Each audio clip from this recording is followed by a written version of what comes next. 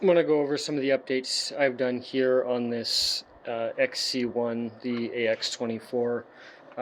I have stretched the rear on this one pretty far, and added a carbon fiber frame that I've had made, and have done this custom battery tray in here that really helps lower the center of gravity.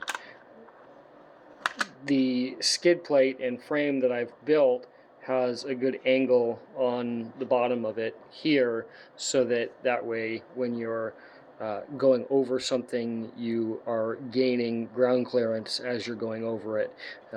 When it goes out flat across the bottom, as you're driving over it, it sits and hangs up on it for longer until it finally comes off the back there. So you're able to go over a significantly steeper hill here before hanging up and getting caught up on the bottom here. So the upper links I have attached to the outside of the frame rail to get them a little farther away from the motor, since the motor is now twisted at an angle here. Instead of being flat this direction, the motor's pulled down here and gets even closer to these upper links. So I have put the upper links on the outside of the frame, as well as where there's multiple holes here for the upper links on the front and back, and so the upper link is in one of the more forward positions, which would then push the front axle with more caster.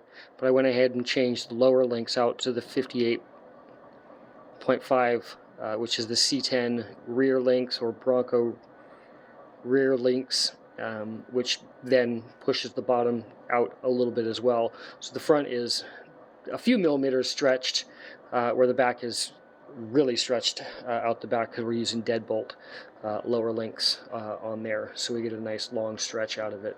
So with the additional caster that this has created on the front, because of pushing those lower links out here, there's a lot more caster here, which also helps get rid of or get the drive shaft further away from the motor, because when you normally crunch up here, the drive shaft wants to end up rubbing on the motor itself. But when the caster is twisted back like this, what ends up happening is that actually makes it so that your shocks are now actually in line with the axle. So even though they're leaned back like this, they actually aren't leaned back against the axle, so the tires still stay pretty far away from it, where on the back here they're more straight up, because that's matching 90 degrees from the axle itself.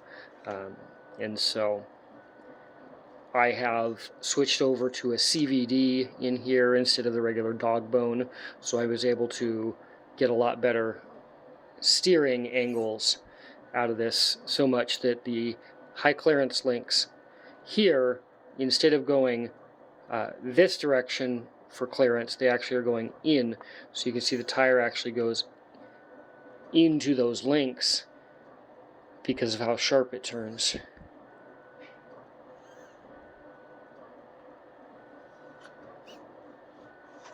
So we have a really sharp turning front and rear on this thing. We can get to where they're more than 90 degrees away from each other there.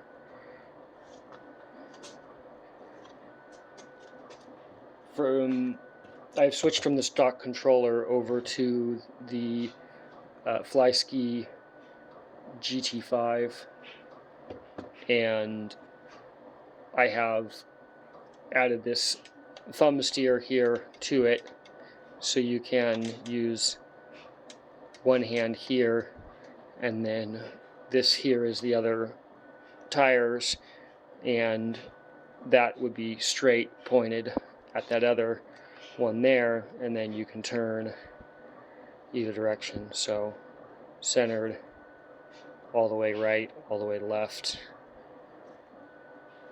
as well as this one here, so you can do this for your turning here.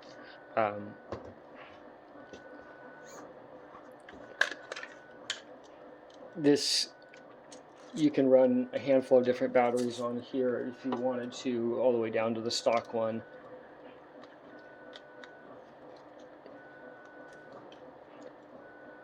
And you want to tuck that out of the way so that it's more out of the way, but then you have a real low center of gravity here with that on there.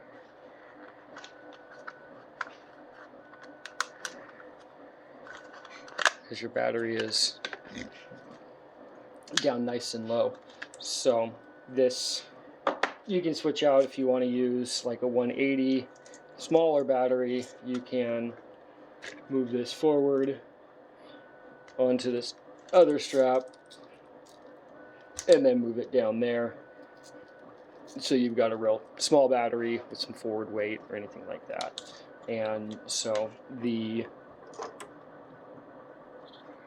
little cubby right here, you can pop this out and you can see underneath there we've got our Lizard Pro is underneath this little tab, and then I've got my I actually was able to fit the 6-channel receiver in here, tucked in this little cubby in the back. Plenty of space for that. I'm going to eventually switch that down to a 4-channel just so that it's lighter and less bulky back there.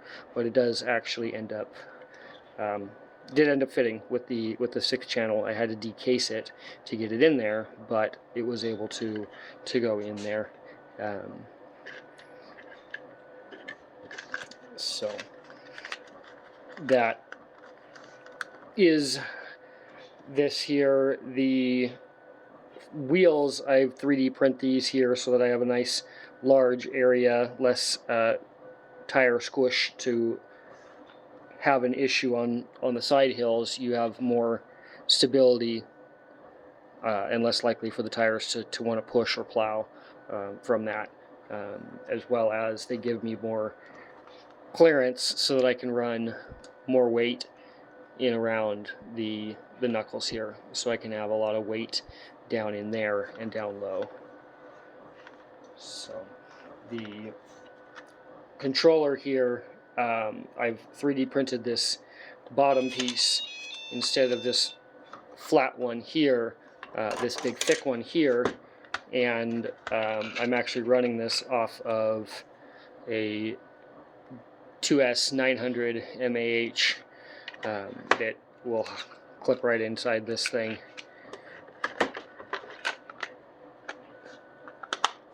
And then closes right up, and will last a long time because it's got a 900 MAH battery controlling it. So I actually trying something different here on this. The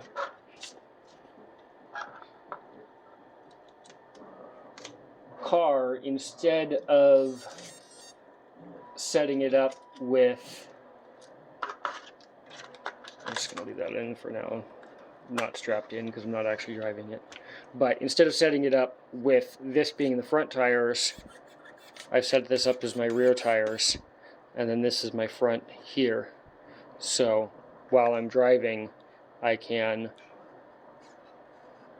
easily turn front tires, and then with the thumb here I can do my rear tires.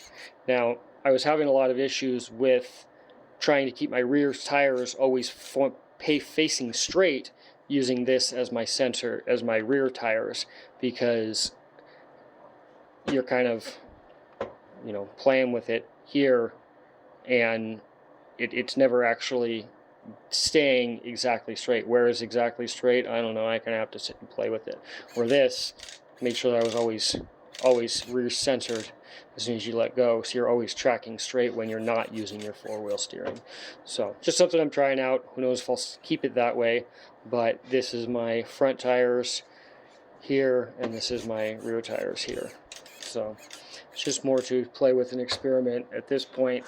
The only thing that I'm expecting to still change out at this point is the servos. I'm just running the 640 T from EcoPower.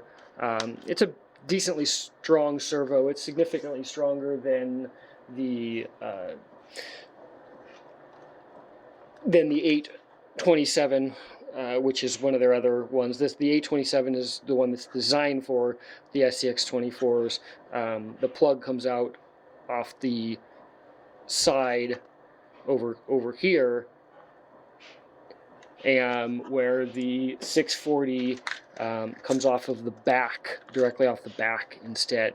And so in some situations, that 640, that wire coming off the back will get in the way. So for some things, that 640 doesn't work, but it is a significantly stronger servo, but it's still not strong enough for what this thing needs. So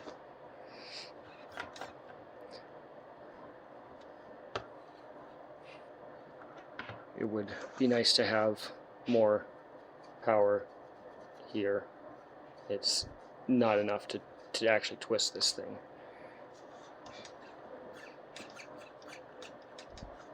So would like to have a stronger servo. Otherwise, everything else I've got pretty well set up. This was my last change here that I did, was this controller to get the independent rear steering on it, because the original car only has follow mode in the steering, where they go together or are opposite, where now I can be completely independent, which helps a lot. So that is so far where we're at in this one.